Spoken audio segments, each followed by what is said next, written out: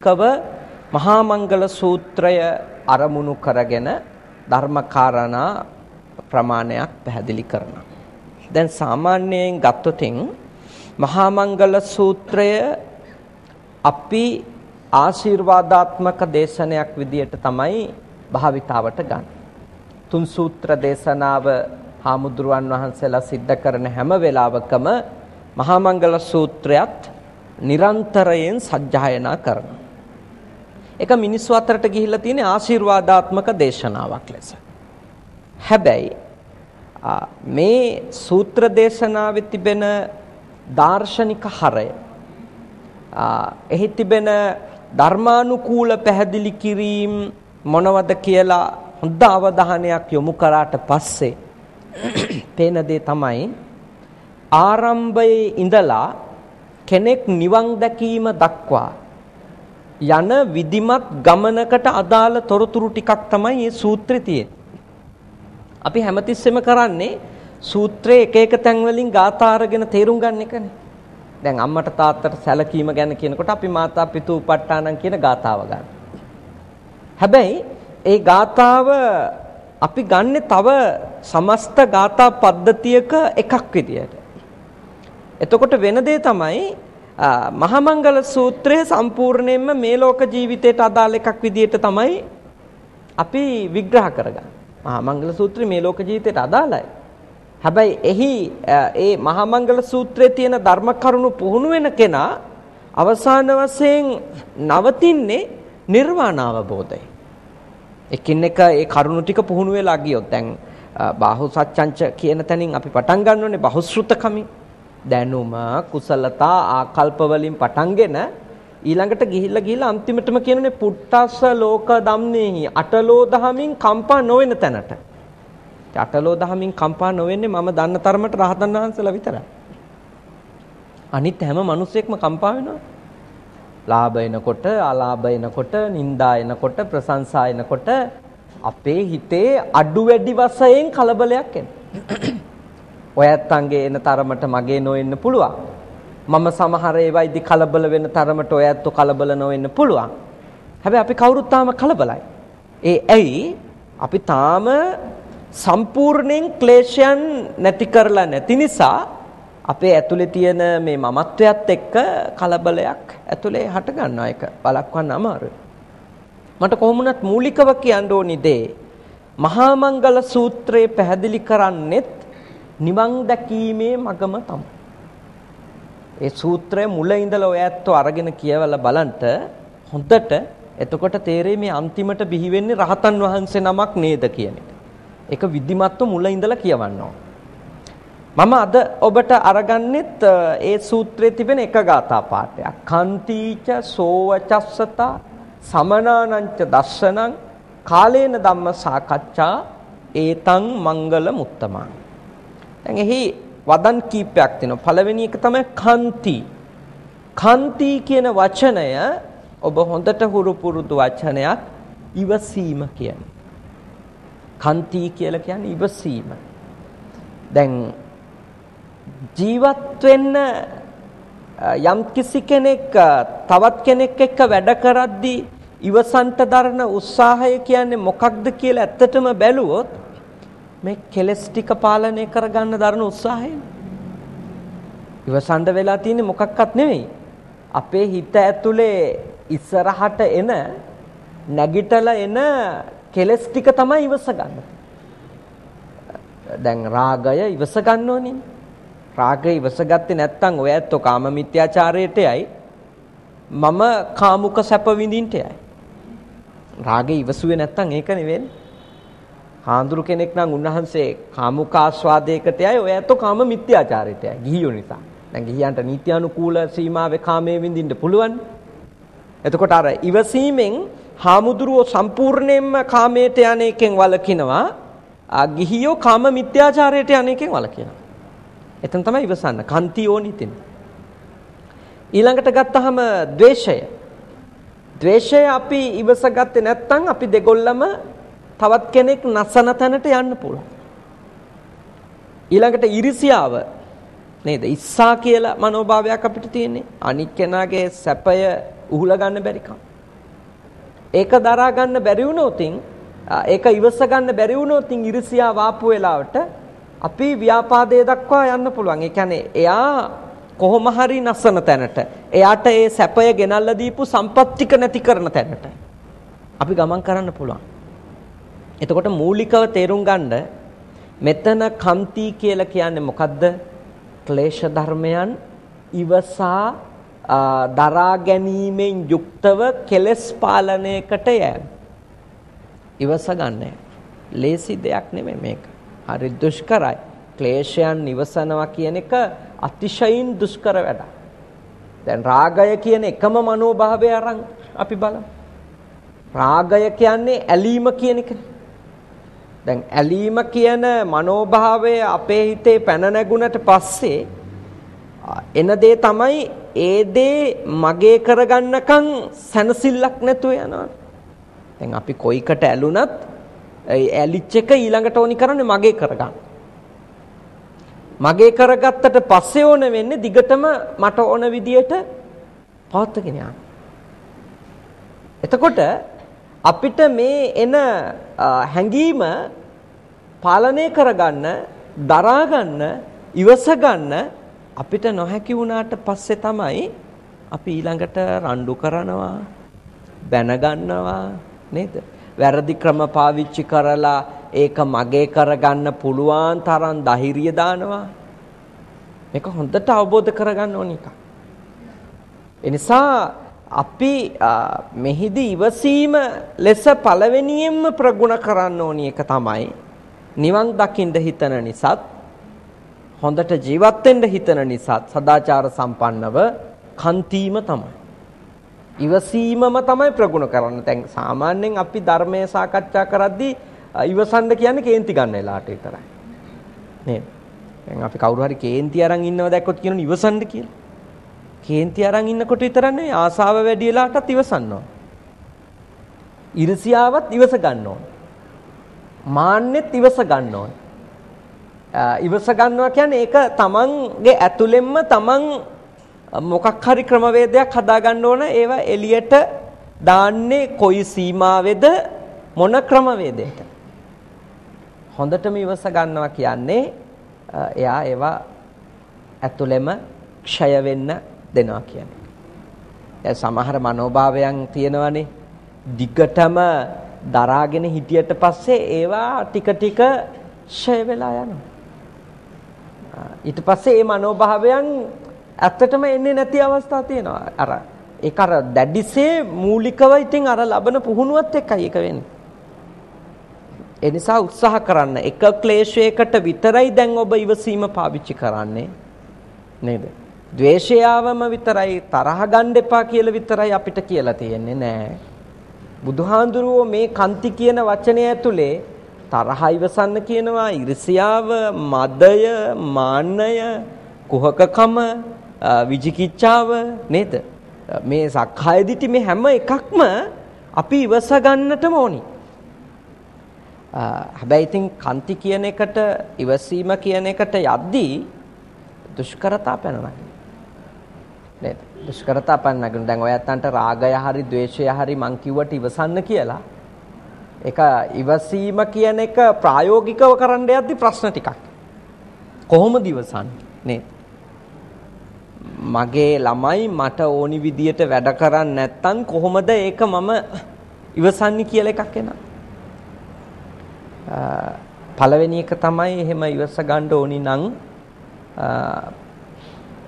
ඒකෙම අනිත් පැත්ත හිතන්න. ඒකෙම අනිත් පැත්ත හිතන්න. දැන් ඔය අපි බොහොම හොඳයි කියලා ආසාවෙන් ඇලිලා ඉන්න එක වෙනුවට අත්හැරීම ගැන හිතන්න පටන් ගන්න. එතකොට අර පාලනය කරන්න තියෙන ඕනිකම ඉබේම අයින් වෙලා යයි. රාගයට ඇත්තටම තියෙන විකල්පනේ නෙක්ඛම්ම. කියන්නේ රාගය ඉවස ගන්න බැරි කොට අපි පුරුදු කරන්න ඕනි එක තමයි නෙක්ඛම්මය, අත්හැරීම කියන්නේ. කියන්නේ ඒක වෙනුවට වෙන එකක් හිතන එක. ඒ කියන්නේ ඊට වඩා හාත්පසින්ම ප්‍රතිවිරුද්ධ කුසල සිතුවිල්ල බලවත් කරන්න ඕනේ. එතකොට තමයි අර කිවසන්න පුළුවන්. ඒක හරියට අර කටුවකින් කටුවක් අයින් කරනවා වගේ එකක්. දැන් කටු ඇනුනට පස්සේ අපි තව කටුවක් අරගෙන ඒක උගුල්ලලා ගන්නවනේ. ඒ වගේ රාගය කියන සිතුවිල්ල ඉවස ගන්න තියෙන ක්‍රමේ තමයි නෙක්ඛම්ම හෙවත් අත්හැරීම අබිනික්මන කියන ඒ මනෝභාවය ඉක්මවා යෑම කියන මානසිකත්වය අපි පුරුදු කරගන්න එක. ඒක සංවර්ධනය කරගන්න එක ඇතුලේ. ඒ තමයි පළවෙනි ක්‍රමය. දෙක තමයි ඉවසුවේ නැත්තම් මොකද වෙන්නේ කියලා හිතන්නේ. පැහැදිලි. ආදීනව දස්සාවි කියන්නේ. දැන් මම කාන්ති ඇතුලේ වැඩ කරේ නැත්තම් ඉවසීම ඇතුලේ වැඩ කරේ නැත්තම් මේ රාගයට මම එන විදියට ප්‍රතිචාර දැක්වුවොත් මට වෙන්න පුළුවන් මොනවද? එක මේ ආත්මේ ඊළඟට මාත් එක්ක ඉන්න අයට වෙන්න පුළුවන් මොනවද මේ ආත්මේ? ඊළඟට මගේ සංසාරික ගමනේ මට වෙන්න පුළුවන් මොනවද? ඔය ආදීනව බලනවා නම් රාගය ඉවස ගන්න පුළුවන්. ද්වේෂයටත් ඕවම තමයි. ද්වේෂයේ ප්‍රතිවිරුද්ධ එක බලන්න ඕනි. ද්වේෂේ නම් ප්‍රතිවිරුද්ධ එක මෛත්‍රියනේ. ඊළඟට ඒකේ ආදීනව බලනකොට තියෙන්නේ මම ප්‍රාණඝාත කුසල් කරන්න යන්න පුළුවන් මං ද්වේෂය ඉවසගත්තේ නැත්තම් කියන එක. ඉතින් ප්‍රතිවිරුද්ධ පැත්ත හිතන්න. ඊර්ෂ්‍යාවේ නම් ප්‍රතිවිරුද්ධ එක තමයි මොකද? මුදිතාව. දැන් අනුන්ගේ සැපත උහුලන්නේ නැතිකම ඊර්ෂ්‍යාව, අනුන්ගේ සැපත දැකලා සතුටු වෙන එක මුදිතාව ප්‍රතිවිරුද්ධ එක. එහෙම බැරි නම් අඩුම ඊර්ෂ්‍යාවේ තියෙන විපාක ටික බලන්න ඕන. මම මෙහෙම ඊර්ෂ්‍යා සහගතව වැඩ කරලා කතා කරලා අපේ පවුලට වෙන්න පුළුවන් හානි මොනවාද? අපේ සමාජයට වෙන්න පුළුවන් හානි මොනවාද? පුද්ගලිකව මට වෙන්න පුළුවන් හානි මොනවද? මගේ සංසාරික ගමනට වෙන්න පුළුවන් හානි මොනවද? දැන් මම ක්‍රම තුනක් ඔබට යෝජනා කරා. දෙකක් යෝජනා කළා. එකක් ආදීනව දකින්න. දෙවෙනි එක එහිම ප්‍රතිවිරුද්ධ පැත්ත හිතලා ඉවස ගන්න පුරුදු වෙන්න. තුන්වෙනි එක නොසිතා ඉඳීමත් ඉවසන එක ක්‍රමයක්. න මානසිකාරෝත ඒක ගැන මතක් කරන්න තු ඉන්නේ. ඉවස ගන්න බැරි වෙන්නේ අපිට මතක් කරන්න කියන්නේ නේ. ඒ කවුරු හරි අකමැති මිනිස්සෙක් ගැන අපි දිගටම මතක් කරනකොට මොකද වෙන්නේ? නා හිතන ගන්න ඕනේ කෝල් එක. නේ. අරන් දෙකක් කියන්න ඕනේ. එහෙම එනවනේ අපේ ඇතුළට. ඒක වෙන්නේ මතක් කරනකොට. හොඳට ප්‍රායෝගිකව බලන්න නේ. මට ඉවස ගන්න බැරි වෙලා බනින්නම හිතෙන්නේ මං එයා ගැන මතක් කරනකොටද මතක් නොකර ඉන්නකොටද? නැත්තම් ඒ දේ ගැන දිගටම උදේ ඉඳලා දවල් වෙනකම් පැය 4ක් විතර මතක් කර කර හිටියොත් ඊට පස්සේ ඒකට ප්‍රතිචාරයක් දක්වනකම් සැනසෙල්ලන්නේ නැතුව යනවා. නමනසිකරොත් ඉතින් මතක් නොකර ඉන්න එක තමයි හොඳම වැඩේ. ඊළඟට ආයි ඉතින් මතක් වෙන එකට මොකද කරන්නේ කියලා. ඉතින් වෙන වැඩ කරන්න ඕනේ ඒක. මතක් කරන්න වෙන්නේ අපිට ඇත්තටම ගත්තොත් වෙන වැඩක් නොකර නිකන් ඉන්න වෙලාවට. මම බෞද්ධයෙකුට කියන්නේ බුද්ධ ධර්මයේ ඔබ කරන එකත් එක්ක ජීවත් වෙන්න කියලා. ඔබ මේ මොහොතේ ඉන්න. දැන් මතක් වෙන්නේ අතීතයට ගියොත්. නේද? මතක් වෙන්නේ අතීතයට ගියොත් නේ. එක්ක මතක් වෙන්නේ අනාගතයට ගියොත්. දැන් මේ බණ අහන වෙලාවේ මතක් වෙන්නේ නැහනේ අපිට මොකක්වත් බණත් එක්ක ජීවත් වෙනවනම්. ඔබගේ මනස ධර්මදේශනයත් එක්කම එකට ගැට ගහනවා නම් ඔබට අතීතයට යන්න වෙලාවක් නැහැ, අනාගතයට යන්න වෙලාවකුත් නැහැ. එතකොට අරයා මතක් වෙන එක වෙන්නෙත් නැහැ. ඒ කියන්නේ පච්චුප්පන්නේන යාපෙන්ති. මේ මොහොතේ ජීවත් වී. මේ මොහොතේ ජීවත් වෙනවා නම් ගොඩක් ප්‍රශ්න විසඳෙනවා. මේ මොහොතේ ජීවත් වෙනවා කියන්නේ නානකොට ඒ ගැන සිහියෙන් නාන්න ඕන. කෑමු වෙනකොට ඒක ගැන සිහියෙන් කෑමු යනවා. රෙදි සෝදනකොට ඒක ගැන කන්සන්ට්‍රේට් කරලා සිහියෙන් එතකොට අපි කැම ටික උයන්නවා. කතා කරනකොට ඒ ගැන සිහියෙන් ගච්ඡන්තං වා ගච්ඡන්තෝ මිති පජානාති. ඇවිදගෙන යද්දි මම ඇවිදගෙන යනවා කියලා දැනගෙන ගියාම ඉවරයි. වෙන ඒවා හිතන්නේ නැහැ. ඇවිදගෙන යන එක තමයි අපි සක්මන් භාවනාව කියන්නේ ඒක. සක්මන් භාවනාව කියන එකට මේ අමුතුවෙන් වෙලාවල් වෙන් කරගන්න දෙයක් නැහැ. හොඳම දේ තමයි ඇවිදින වෙලාවට සිහියෙන් ඇවිදින එක. නේද? අපි භාවනා කරන්න වෙලාව නැහැ කිය මේ අපිටම දොස් නගා ගත්තට මොකද? ඇවිදින ගමන් එක එක්කෙනාට බැන බැන ඇවිදිනවා. කවුරු හරි ගැන හිත ඇවිදිනවා. ඉතින් ඇවිදින එක ගැන හිත ඇවිදින්නකෝ. නේද? එතකොට ඉබේම භාවනා කරන්න වෙලාවක් හැදිනවා. මූණු නරක් කරන් මට මේ ඔක්කොම වැඩ කරන්න වෙලා කිය දත්මිටි කකා පිඟන් හොදනවා. පිඟන් පිරිසිදු වෙනවා. ඇතුළ හොඳටම අවුල්. පිඟන් හොඳට හේදිලා යනවා. ඉතින් පිඟන් හොදන එකම භාවනාව කරගන්න පුළුවන්. තියෙන්නේ ඒකත් එක්ක ඉන්න එක. එතකොට වෙන වෙනම මතක් වෙන්නේ මේ මොහොතේ ජීවත් වෙන්න. මේ මොහොතේ. බුද්ධාගම කියන්නේ මේකයි. මේ අවුල වෙන එක වළක්වා ගන්න තියෙන හොඳම ක්‍රමය තමයි මේ මොහොතේ ජීවත් වෙන්න පටන් ගන්න. අපේ ඔක්කොම අරුබුද පැන නැගිලා තියෙන එක්ක අපි අතීතේ යන්න කොට එහෙම නැත්නම් අනාගතයට යනවා. ඒ නිසා න මානසිකරෝත මතක් නොකර ඉන්න එක තමයි තුන්වෙනියට ඉවස ගන්න තියෙන ක්‍රමේ. හැබැයි ඒ ඉවස ගැනීම වෙනුවෙන් යෝජනා කරන එක තමයි මතක් වෙන එක නවත්ත ගන්න මේ මොහොතේ කරන වැඩෙත් එක්ක ජීවත් වෙන්න. ගොඩක් ඒවා වෙනස් කරගන්න. දැන් කාරණා තුනක් මං කියලා දුන්න ඉවසන්න.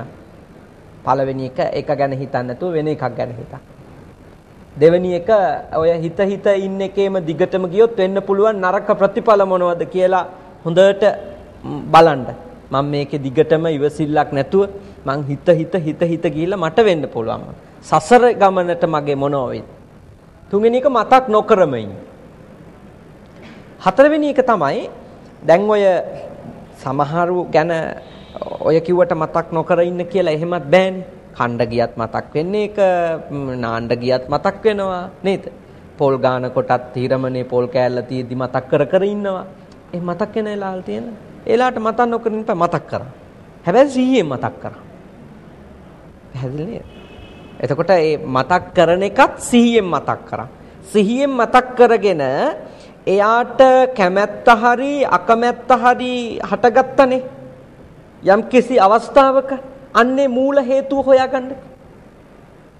දැන් අපිට ඔය ඉවස ගන්න බැරුව මතක් කර යන්නේ යම් කිසි සිද්ධියක් නිසා හරි යම් කිසි දෙයක් නිසා හරි අපිට එයාට ඇතිවෙච්ච කැමැත්ත හෝ අකමැත්ත හින්දා නැත්තම් ඒ දෙයට ඇතිවෙච්ච කැමැත්ත හෝ අකමැත්ත හින්දා තමයි අපි ඔය කොච්චර හරි මේක මතක් කර ගැටෙන්නේ. එහෙම නැත්නම් ඇලෙන්නේ. එතකොට මම ඔබට යෝජනා කරන එක මොකද්ද? සිහියෙන් මෙනෙහි කර යන්න මුලටම ගියාට පස්සේ හම්බෙනවා මම කැමති වෙච්ච හේතු ටික මෙන්න මේ. ඊළඟට හම්බෙනවා මම මෙයාට අකමැති මට මේ මෙච්චර කේන්ති යන්නේ මෙයා ගැන මතක් කරනකොට මෙන්න මේ හේතු ටික නිසා. ඊළඟට හේතු ටික හොයාගත්තම ඒ හේතු වලට පෝර දාපු ප්‍රත්‍යක් තියෙනවා. නේද? ප්‍රධාන හේතුව බැන්න එක වෙන්න පුළුවන් නේද? මට බැනලා තියෙනවා. ඊට අමතරව ඒ හේතුවේ ඉන්නකොට ඒ හේතුව හොඳට නිරීක්ෂණය කරනකොට පේනවා ඊට කලින් රවලා තියෙනවා බනින්න කලින්. නේද? රවලා තියෙනවා. මගේ යම් වැඩවලට යා එක අකුල් හෙලලා තියෙනවා. කොහොම ප්‍රත්‍යත් හම්බෙනවනේ නේද? හේතු හම්බෙනවා ඊළඟට ඒවා මේ බොහොම පුලුල් කරලා වර්ධනය කරපු ප්‍රත්‍ය අතුරු හේතු ටිකකුත් හම්බෙනවා. දැන් බුද්ධාගම ඔබට යෝජනා කරනවා අන්න ඒ හේතුයි ඒ ප්‍රත්‍යයි කියන වර්ග දෙක නිට්ටයද සදාකාලිකද එහෙම නැත්නම් මේ පර්මනන්ට් දෙයක්ද කියලා බලන්න. පැහැදිලි? ඒ මාව කේන්ති ගස්සපු එයා කරපු දේවල් ටික සදාකාලික දේවල් ටික. පැහැදිලි? නැත්නම් මට මේ ආසාව හිතවපු ඒ දේ මට මේ උහුල ගන්න බැරි ආසාවකින් මම දැන් පෙළමින් ඉන්නවා ඒ ආසාව ඇති කරපු කෙනා. එහෙම නැත්නම් ඒ දේ මේ ස්ථිරවම හැමදාම එහෙම තියෙන එකක්ද කියලා බලන්න. නේද? එහෙන් බලනකොට පේනවනේ ඇත්ත මොකද්ද කියලා නේද? අපිට කේන්ති ඇති කරපු අරමුණුත් ස්ථිර නෑ, ආසාව ඇති කරපු අරමුණුත් මම දන්න තරමට එකක්වත් ස්ථිර නෑ. දැන් මෙතන ඉන්නවනේ වැඩිහිටියෝ ටික. ඔයත්තන්ට අවුරුදු 18 දී 20 දී තෘෂ්ණාව ඇති කරපු අරමුණු තියෙනවනේ. ඒ අරමුණු අදමුණ ගැහුනට ඒ තෘෂ්ණාව එන්නේ නෑ. ඒක එන්නේ නෑ. මොකද ඒක එහෙම තමයි. ඒ අරමුණු එක්ක අපි එක කාලවලදී ඇති කරගන්නා වූ ඇල්මේ ස්වરૂපය වෙනස් එකක්. උදාහරණයක් ගමුකෝ. අපිට අවුරුදු 3දී 4දී අම්මලා මේ එක සෙල්ලම් බඩු ගෙනත් දෙන්නේ. කාර් බස් බෝනිකෝ ගෙනත් දෙනවා. අවුරුදු 4දී වගේ උපන්දිනයකට ඒ වගේ එකක් අපිට ගෙනත් දුන්නම පුදුම සතුටුයි නේ. මේක ලෝකේ තියෙන ලොකුම දේ හම්බුණා වගේ අපිට නිකන් දැනෙන්න ගන්නවා. අපි අවුරුදු 44 උපන්දිනේට ඒ જાතිය බෝනික් එක ගෙනාවොත් මොකද වෙන්නේ? අපේ අම්මගේ ස්නායු වල මොලේ මොකක් හරි අවුලක්ද කියලා අපිටම හිතෙනවානේ. නේද? ඒකයි මම කියන්නේ මේ අපිට මේ එක යුගයක අපිව ආසාවෙන් මත් කරපුවා තව යුගයක එහෙම නැහැ. ඒක හරි ඉක්මනට මේ වෙනස් වෙන එකක්. ඉතින් ඒක නම් ඇත්ත නේද? ඒ අපි ආසාවෙන් මත් කරන පුද්ගලයන්ගේ සහ දේවල් වල ඇත්ත ඒක නම් ඉතින් මොකටද මේ දඟලන්නේ? නේද? ඒ බෝනික්කගේ කතාව වෙනස් වුණා වගේම අනිත් කතාත් වෙනස් වෙන්නේ නැද්ද? අනිත් කතාවලටත් අයිති ඒකමනේ. ඒකයි ඔබට බුද්ධ ආගම යෝජනා කරන්නේ මේක අවබෝධ කරගන්න, මේක තේරුම් ගන්න මොකක්ද මුලටම ගියාට පස්සේ හම්බෙන්නේ අනිත්‍යතාවය වෙනස් වීම ඇර වෙන මොකක්වත් නේද? ඒ නිසා ඉවස ගන්න. ආසාවෙන් නැටුවට වැඩක් නැහැ. තියාගන්න බෑ. එකම විදියට රූපය හරි වේදනාව හරි සංඥාව හරි එකම විදියට දැනෙන්නේ නැහැ. ඒක වෙනස් වෙනවා. එතකොට ඒක තමයි හතරවෙනි ක්‍රම. ඉවස ගන්න තියෙන හතරවෙනි ක්‍රම ඒක. මොකද්ද? මූලස්ථානෙට ගියාට පස්සේ හම්බෙන අනිත්‍යතාවය ඇත්ත ඇති සැටියෙන්ම තේරුම් ගන්න එක. ඔය ක්‍රම හතරෙන්ම බැරි නම් පස්වෙනි එක තමයි සමහර හැඟීම් වෙනකොට ඒක ආසාව වෙන්න පුළුවන්, ඊර්ෂ්‍යාව වෙන්න පුළුවන්, තරහ වෙන්න පුළුවන්, මොකක් හරි එකක්. එනකොට බුදුහාඳුරුවෝ යෝජනා කරනවා විතක්ක සංඨාන සූත්‍රයේදී උඩු ඇන්දේ දත් ටික යටි ඇන්දේ දත් ටිකත් එකට තියාගන්න. ඊට පස්සේ දිව දික් කරන්න තල්ල දක්වා. ඊළඟට උඩු ඇන්දේ දත් වලින් යටි ඇන්දේ දත් තද කරමින් දිවෙන් තල්ල තෙරපමින් නෑ මම මේ සිතුවිල්ලට වහල් වෙන්නේ නෑමයි කියලා දැඩිසේ අදිෂ්ඨාන කරගන්න. ඒක වෙ සමහර ඒවා දරා ගන්න තියෙන එකම ක්‍රමේ දත් මිටි කාගෙන ඉන්න එක විතරයි. වෙන උත්තර නෑ. සමහර ඒවා තියෙනනේ එහෙම ඒවා. ඒකට තියෙන එකම උත්තරේ දත් මිටි කකා ඉන්න එක. නේ? දත් තද කරගෙන දිවෙන් තල්ල තෙරපමින් මම ඒක දරා ගන්නවා. ඒක හොඳ ක්‍රමයක්. ඉවස ගන්න තියෙන හොඳ ක්‍රම බයිනරට වඩා ඒක හොඳයි. ගිහිල්ලා මගේ කර ගැනීම වෙනුවෙන් රණ්ඩු කරගන්නවට වඩා මම දත් මිටි කාගෙන අත්හරින එක ඒක හොඳයි. අනුන්ගේ දෙයක් මගේ කරගන්න දඟලලා වැඩක් නැහැ නේ දත් මිටි කකා නේද? ඒ වැඩක් නැහැ අත්හරින්න දත් මිටි කා ගන්න. දැන් ක්‍රම පහයි. මේ ක්‍රම පහ ඔබට කන්ති ඉවසීම සඳහා ගොඩක් උපකාරයක් වෙනවා. මොනවා ඉවස ගන්නද? කෙලෙස් ඉවස ගන්න.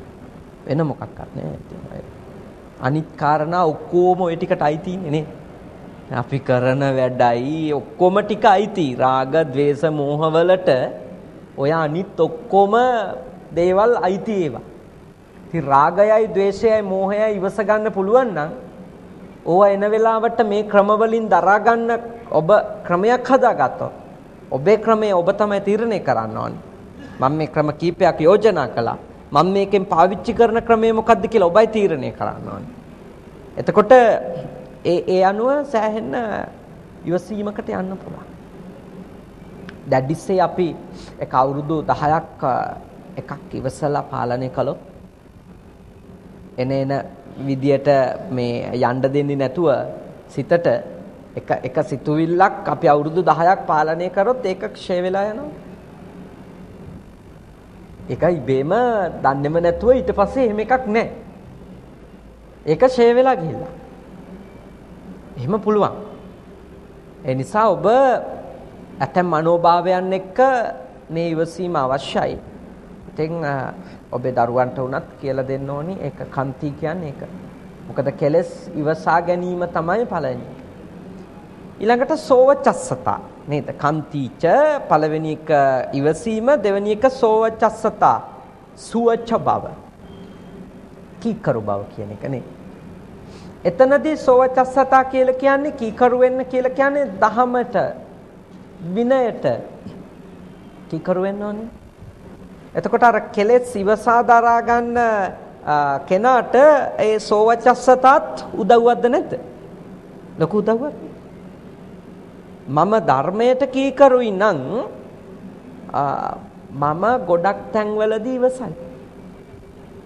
කන්ති කියන එක වර්ධනය කරගන්න අර කීකරුකමත් අවශ්‍යයිනේ. දැන් උදාහරණයක් විදිහට ගත්තොත් දැන් අපි මේ ස්ථානයේදී බණ අහනකොට මෙතන මදුරුව හරි මකුණු හරි ඇවිල්ලා අපි කෑවට අපි මේ ස්ථානේ මරන්නේ නැහනේ, අපි ද්වේෂය ඉවසනවනේ නේද? ඒක අපි පාලනය කරගන්නනේ මොකක් හරි කරලා මරන්නේ. පින්බලා යාවයි මොකක් හරි කරයිනේ. හැබැයි අදරයට අපි කාමරේ දොර වහගත්තට පස්සේ මදුරුවෙක් ඇවිල්ලා කන්න හෝ ඔළුව වටේ කැරකෙන්න හෝ ගත්තොත් ඔය ඉවසිල්ල ඉවසයිද? එතන බලන් ඉන්න හාමුදුරු කෙනෙක් නෑ, කැමරා දාලා නෑ. නේ? දොරත් වහලා නේ.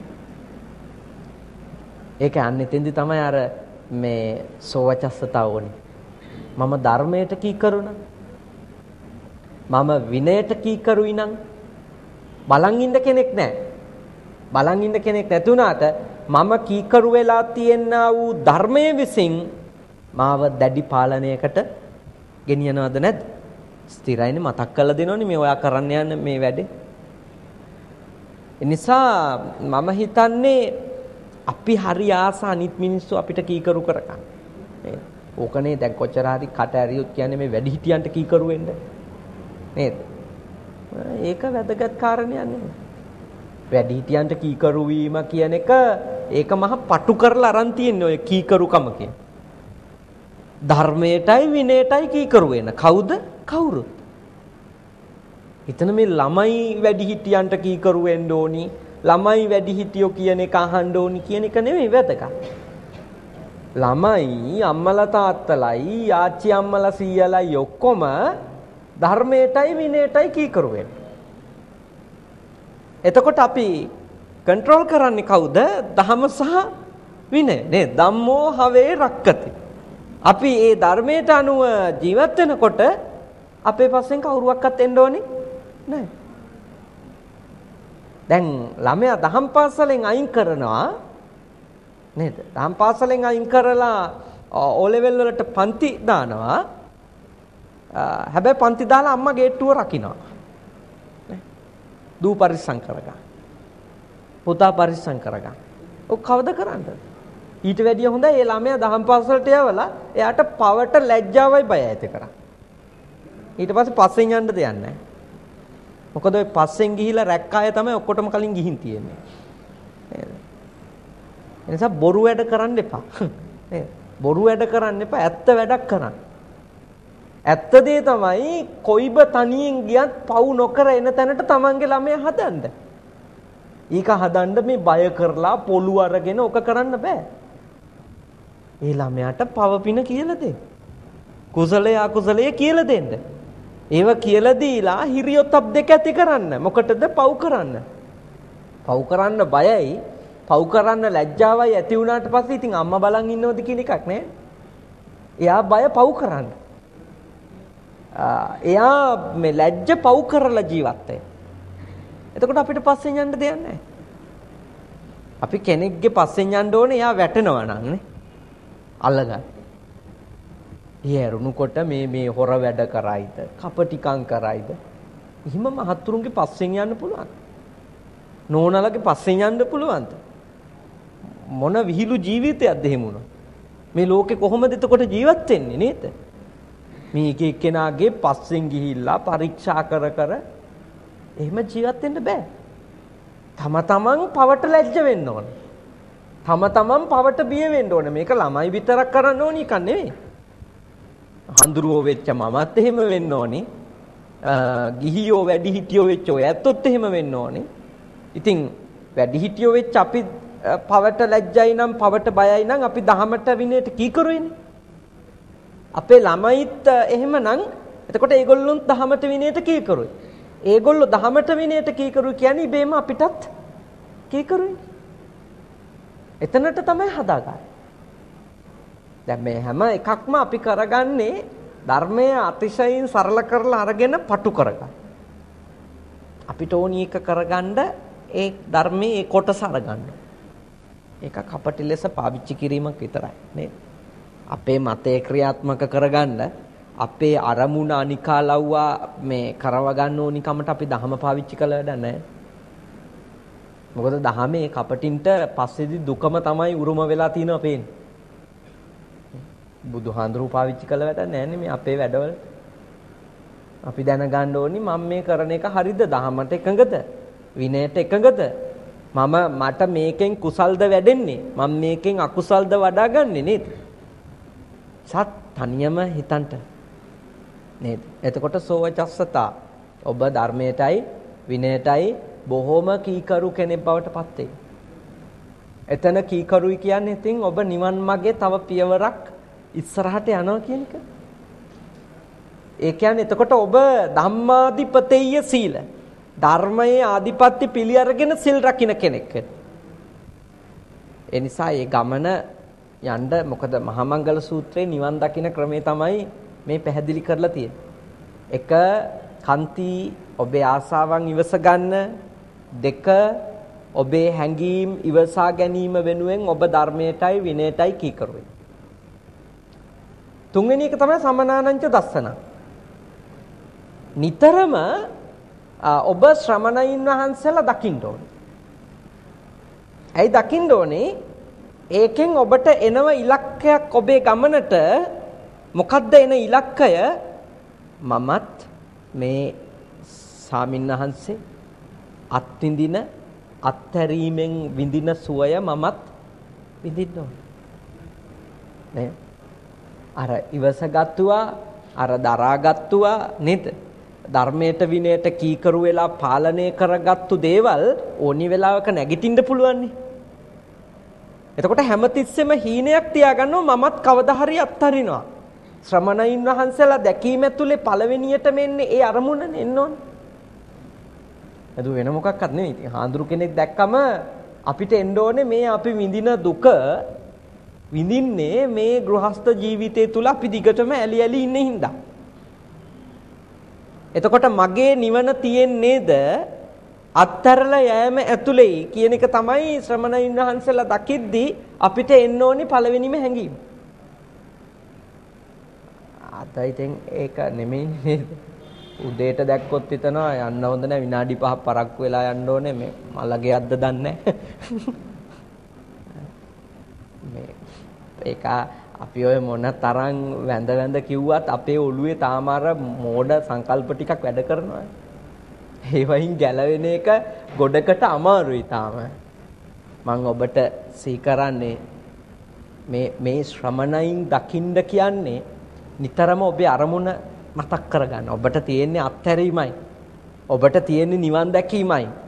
ඒ නිවන් දකින්න නම් ඒ ශ්‍රමණයින් දැකීම අවශ්‍යමයි. අර සිද්ධාර්ථ ගෞතමයන්ට සතර පෙර නිමිති අතර එකක්නේ දකින්න හම්බෙච්ච පැවිදි රූපයක්. නේද? පැවිදි රුවක්. ශ්‍රමණේකගේ රූපයක් දැක්කා. ගොඩක් අය කියන්නේ මේ සතර පෙර නිමිති දැකලා කලකිරුණා කියලා. නේද?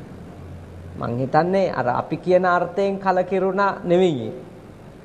සතර පෙර නිමිති දැකලා එතුමන්ට නොපෙනිච්ච පැත්තක් පැහැදිලි වුණා. දැන් අර රම්මේ සුරම්මේ සුබ කියන මාලිගාතුනේ ඉන්නකොට එතුමන්ට පෙනුන්නේ නෑනේ ලෙඩ වෙනවා කියන එක. එතුමන්ටත් තේරුනේ නෑ වයසට යනවා කියන එක. නැත්තම් වයසකයි නොහිටියා නෙමෙයි පෙනුන්නේ නෑනේ. ඉතින් අපි ආසාවෙන් මත් වෙලා කාමසුකල්ලිකානුയോഗයෙන් මත් වෙලා ඉන්නකොට කොහෙද වයසට යනවා කියලා හිතේ. නේද? ඔය අවුරුදු 50 60 අයත් කොල්ලෝ වගේ ඉන්නේ නේද? වැඩ කරන්නේ එහෙම තමයි. මත් උනාට පස්සේ ඒක හිතෙන්නේ නැහැ. ඒක ස්වභාවික සිද්ධාර්ථයට පෙනුනෙත් නැහැ. අවුරුදු 29ක් වෙනකන් සිද්ධාර්ථ ගෞතමයන්ට තේරුනේ නෑ මං වයසට යනවා කියලා. ඇතු මොකද යාගේ තාත්තා ඩයි කර හිටියද? නේද? ටින්ටඩ් කරේ නෑනේ. එහෙම මුකුත් නෙවෙයි නේද? ඒ සිද්ධාර්ථගේ තාත්තගේ කොණ්ඩේ කළු වෙන්නේ මේ කළු වෙච්ච සුදු වෙලා තියෙන්නේ නැති. හැබැයි පෙනුන්නේ නැහැ. පෙනුන්නේ නැත්තේ ඇයි? ආසාවෙන් මත් වුණාම එහෙම පේන්නේ නැහැ. ආසාවෙන් මත් වුණාම එහෙම පේන්නේ නැහැ. ඉතින් එතකොට එක වෙලාවක එයා දකිනවා මේක. දකින්නේ හැබැයි අරක ඇතුළේ ඉඳිද්දි නෙවෙයිනේ. එළියට බැස්සට පස්සේ. මේ. ඒ කියන්නේ වෙනස් විදියට හිතන්න පටන් ගත්තොත් තමයි ඇතුලේ තියෙන අවුල පේන්නේ. ඒ ඔක්කොම මේ කතා ඇතුලේ තියෙන සංකේත තියෙන්නේ. මේවා හොඳට ග්‍රහණය කරගන්න. මේ කතාව අපි පුංචි කාලේ ලස්සන කතාවක් විදිහට ඉගෙන ගත්තා. දැන් මේ පුංචි කාලේ නෙවෙයි දැන් මේකෙක් මොකක් හරි ගැලවීමක් හොයන්න ඕනි කාලෙන්නේ. පුංචි කාලේ ඒක කතාවක්. ආපෙර නිමිති දැක්කා, කලකිරුණා, කාන්තකාසයාගේ පිටේ නැග්ගා, පැනලා ගියා. ඒ කතාව හරි. දැන් ඒක දන්නවනේ. දැන් ඒකේ තියෙන අර්ථ හොයන්න. ඇයි සිද්ධාර්ථට රම්ම්‍ය සුබ කියන මාලිගා තුනේදී ඕක නොපිනුනේ? ඒකේ අර්ථය තමයි ආසාවට මත් වෙලා ඉන්නකොට ඇතුලේ අවුල පේන්නේ නැහැ. එළියට ගියාට පස්සේ ඇතුලේ අවුල හොඳට පේනවා. ඒ කියන්නේ ඊට වඩා උඩින් හිට ගන්න ඕනේ බිම තියෙන එක කොච්චර අවුල්ද කියලා දැනගන්න. පැහැදිලි නේද? එතකොට ඒක ග්‍රහණය කරගන්න. මෙන්න මේකයි මේක උනේ. ඊළඟට අන්තිමට මේ තුම දකින්නේ පැවිදි රූපයක්. අර ජාතිය දැක්කා, ජරාව දැක්කා නේද? ව්‍යාධිය දැක්කනේ. ඒ කියන්නේ කොහොමත් ඉපදිලා හිටියේ ඊළඟට ලෙඩ වෙච්ච මිනිස්සයා දැක්කා. ඊළඟට වයසට ගියපු මිනිස්සයා දැක්කා. ඊළඟට මලමිනිය දැක්කා. ජරා ව්‍යාධි මරණ දැක්කනේ. දැක්කට පස්සේ තුමා තීරණය කරා අපි ඔක්කොම ටික මේ දේවල් කර ඉඳිද්දී වයසට යනවා, ලෙඩ වෙනවා, මැරෙනවා. හැබැයි මේ අතරේ එක්කෙනෙක් බොහොම සරල ඇඳුමක් ඇඳගෙන කෑම ගන්න මේ වාජනයක උතරන් යනවා. ඒක දැක්කමනේ ආවේ එනර්ජි එකක්. මහා ආධ්‍යාත්මික ශක්තියක් ආවනේ මාත් යන්න ඕනි කියලා. නිතරම ශ්‍රමණයින් දකින්න සමනානංච දස්සනං කියන එක ඇතුලේ ඔබට මේ අත්තර යාම ගැන උද්‍යෝගය වර්ධනය කරනවා. පැහැදිලි? ශ්‍රමණයින් නිතර දකින්නකොට අත්හැරීම ගැන උද්‍යෝගය වර්ධනය කරනවා. එහෙම අත්හැරලා වෙන ජීවිතයක් ගත කරන කෙනෙක් දකින්නවත් නැත්නම් එතකොට අපිටත් මේක ඇතුළේම ඉන්න එක ගැන ඇරෙන්න වෙනස් ජීවන ක්‍රමයක් ගැන හිතන්නවත් එන්නේ නැහනේ අවස්ථාවක්. එනිසා ඒ කාරණය තමයි ඒක ඇතුලේ මතු කරන දේ. ඒක ඉතින් තේරුම් ගන්න. මෙන්න මේකයි මේ සමනානංච දස්සනං ශ්‍රමණයින් වහන්සේලා දැකීම ඇතුලේ අපි අවබෝධ කරගන්න ඕනි මොකද්ද කියන එක ඔබ වටහා ගන්න. ඊළඟට ඉතින් ශ්‍රමණයින් වහන්සේලා දැකීමෙන් එක උතුම් කරුණක් වෙන්නේ එක් අතකින් ඒ අත්තර යාමට අබිනික්මනට එන උද්‍යෝගය වැඩි වෙනවා. දෙවෙනි එක තමයි මොන වුණත් ඒ අපි මුණ ගැහෙන්න යන්නේ කල්යාණ මිත්‍රෙක්නේ. ඒ හාඳුරු කෙනෙක් කවදාකවත් ප්‍රාණඝාත කරන්න කියලා ඇඩ්වයිස් කරන්නේ නැහැ. හොරකම් කරන්න, කාම මිත්‍යාචාරයට යන්න, බොරු කියන්න, සුරාව බොන්න හාමුදුරු කෙනෙක් කවදාකවත් කියන්නේ නැහැ නේ. ඉතින් ඒ ශ්‍රමණයින් වහන්සේ නමක් ඔබට කල්යාණ මිත්‍රෙක්. පාපේ නිවාරෙන්ති නේද? ඔබ පවින් කොමාරි වළක්ව ගන්න මඟ පෙන්වන කෙනෙක්. කල්යාණේ නිවෙසෙන්ති. ඔබ යහපත් මාර්ගේ ගෙනියන්න කොහොම හරි මඟ කියලා දෙන කෙනෙක් නේ. තේවෙනි කෙනෙක් හමු වෙන එක හොඳයි නේද? මොකද අපිට ලෝකේ වැඩි ප්‍රමාණයක් හම්බෙන්නේ පවයෙන් ගැලවෙන්න උදව් කරන අයට වඩා පව ඇතුළට තව යන්න උදව් කරන අය. හැබැයි ඒගොල්ලෝ දන්නේ නැහැ මේක පව්පින් කියලා. හැබැයි ඒ කරන අපිට උදව් කරන සහ අපිව යොමු කරන වැඩ ඇතුලේ අවසාන විග්‍රහය අපි බොරු කියන්න ඕනේ. එහෙම නැත්නම් තව කෙනෙක්ගේ ජීවිතේ නැති කරන්න. ඒකෝ කාමයේ ගැන ආචාර ධර්ම නැති කරනවා. ඒක කමක් නැහැ. ඔය එක පවුලක ඉන්න ඕනි නෑ. ඒව කොම බොරු සංකල්ප කියලා. ඉතින් මේ මිත්‍රකමට කියනවා නේද? හැබැයි ආ කල්යාණ මිත්‍ර නෙමෙයි. මිත්‍රකම ඒක. ෆ්‍රෙන්ඩ් එච්චරයි. නේද? බෙස්ට් වෙන්නත් පුළුවන්. බෙස්ට් උනාට ඒ කල්යාණ නෙමෙයි. පැහැදිලි නේද? හොඳ මිත්‍රයෝ හොඳ වැඩටත් උදව් කරනවා නරක වැඩටත් උදව්. හොඳ මිත්‍රයෝ. කල්යාණ මිත්‍රයා කියන්නේ කාටද? බුදුහාඳුරුවන්ට ශ්‍රී සද්ධර්මයට ආරි මහා සංඝරත්නයට උන්වහන්සේලා අපි පාවේ පීටුවන්නේ නැහැ. අකුසලයේ යොදවන්නේ නැහැ. අපි කුසලයේ යොදවනවා. අකුසලයෙන් අපි බැහැර කරනවා. මෙන්න මේ නිසා ඒ දෙවනි කාරණේ සමනානංච දස්සනං කියන එක ඇතුලේ තියෙන වටිනා අනිත් පැත්තත් තේරුම් ගන්න. හරි. දැන් කාරණා දෙකක් ඉගෙන ගත්තා. එකක් කාන්තිච, තුන්වෙනි එක දෙවෙනි එක සෝවචස්සතා කීකරුකම. මොකට කීකරුකමද? දහමටයි විනයටයි කීකරුකම. තුන්වෙනි එක සමනානංච දස්සනං ශ්‍රමණයින් වහන්සේලා දැකීම. ඊළඟට කාලේන ධම්ම සාකච්ඡා. මේ ගමන යද්දී වරින් වර අපි ආයෙත් අර ආසාවම් අර කොච්චර ශ්‍රමණයින් වහන්සේලා දැක හිටියත් මත්තු වෙන කෙලස් ටිකක් තියෙද නැද්ද? තියෙනවානේ. එක වෙලාවක එනවා ඇත්තත් හරින්න ඕන. මේක තමයි මාර්ගේ මට ගැලවෙන්න තියෙන. හැබැයි ආයෙත් ඉන්නකොට ජීවිතය ඇතුලේ ආයෙත් අල්ලගන්න හිතෙනවා. ඉතින් ඒ වෙලාවට මොකද කරන්න ඕන? නිතරම ධර්මයේ සාකච්ඡා කරන්න. අපි ඇලෙන්න යන හැම වෙලාවකම අපි ගැටෙන්න යන හැම වෙලාවකම අපි නිතරම ධර්මානුකූල කියවා ගැනීමකට යන්න ඕන. යන අපේ ජීවිතය කියවන්න ඕනි ධර්මානුකූලවනේ. නේද? ඒක මේ නැවත කියවීමක්. Taman කරන්න යන වැඩේ ගැන රීඩින් එකක්. නැවත කියවීමක් කරන්න ඕනි ධර්මානුකූලව. මම මේ කරන කතාව ගැන ධර්මානුකූලව යම්කිසි කියවීමක් අපි ඇති කර ගන්නවා. සාකච්ඡාවක්. මම හිතන්නේ සතියේ ඔබේ ගෙදර කරපු වැඩ ගැන ඔබේ ගෙදර කණ්ඩායම අතර ධර්මානුකූල සාකච්ඡාවක් තියෙන්න ඕනේ. නේද? අපේ ගෙදර අපි මේ සතියේ ප්‍රාණඝාතයෙන් කොච්චර වැළකීලා තියෙද? අපි හොරකම් නොකර මේ ගෙදරට මේ සතිය ගෙන ආපු දේවල් මොනවද? ඒ ආත්ම තෘප්තිය විඳින්න එපා. ඉතින් පවුලක් විදියට ඉන්න ඕනේ ඒකට. අංචුවක් විදියට ගේ ඇතුළේ ඉඳගෙන ඒ දේ ඔබ අත්විඳින්න කියලා තමයි මම ඔබට යෝජනා කරන්නේ. මොකද අපි ඇත්තටම කියනවා නම් මේ බුද්ධ ධර්මයෙන් ප්‍රයෝජන ගන්නේ නැහැ කියලා තමයි මගේ අදහස. මේක අපි නිකන් සිකියුරිටි ගාඩ්ලා විතරයි. අපි ඉතින් හරි ආඩම්බරෙන් කියන 2500ක් රැක්කේ අපි ඉරහඳ පවතිනකන් රකින්නෙත් අපි වැඩ ගන්න වෙන කට්ටිය. රකින්නේ අපි විතරයි. ඉතින් මේ බුද්ධ ධර්මයේ තියෙන්නේ ඔබට හොඳ ජීවිතයක් ගෙවලා නිවන් දකින්න ඇත්තට. හොඳ ජීවිතයක් ගෙවලා ඒකෙන්ම නිවන් මාර්ගත් සාධනය කරගන්න. ඒකයි මම ඔබට කියන්නේ කරන දේවල් ගැන නිරන්තරයෙන් ධර්මානුකූල සාකච්ඡාවක යෙද.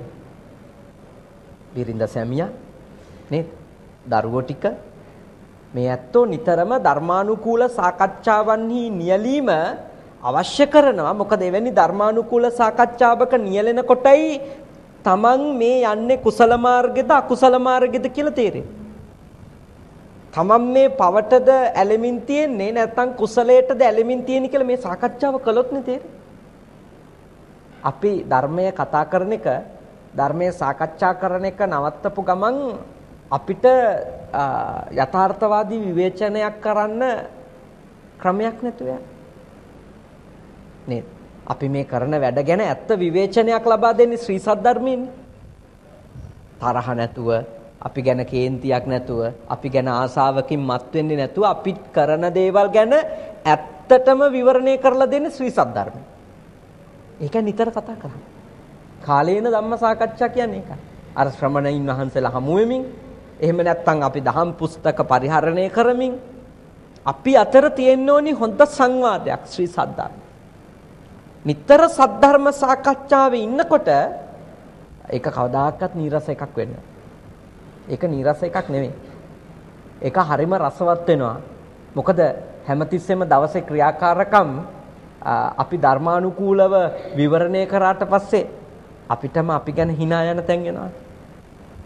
මං එතන හැසිරිච්ච විදිය කොච්චර බොළඳද කියලා. නේද? ඒ ධර්මානුකූල කතා බහ හරිම වැදගත් එකක්. ඒ නිසා ඔබ ඒ කාරණාව ගැන ඔබ හිතන්නට ඕන. හොඳයි. ඊටාම ශ්‍රද්ධාවෙන් දැන් හෝරාවක් කරුණු අහන් හිටියා. ඊටාම හොඳ සාකච්ඡාවක් මේ සිද්ධ කළේ. මම දන්නවා ඔබ නොඇසූ දහම් මෙහිදී ඇසුවා කියලා. අහලා තිබිච්ච දේවල් තව ටිකක් හොඳට ස්ථාවර කරගත්තා. දැන් මේ මොකද්ද කියලා නේද? ධර්මදේශනාවක තියෙන ප්‍රතිලාභය ඒකනේ. නොඇසූ දහම් මහන්ත ලැබෙනවා, අසපු දහම් තවත් ස්ථාවර කරලා දරා ගන්නට තේරුම් ගන්නට හම්බ වෙනවා. අද සාකච්ඡාව මේ දේශනාව ඇතුලේ ඔබට අවස්ථාව ලැබුණා.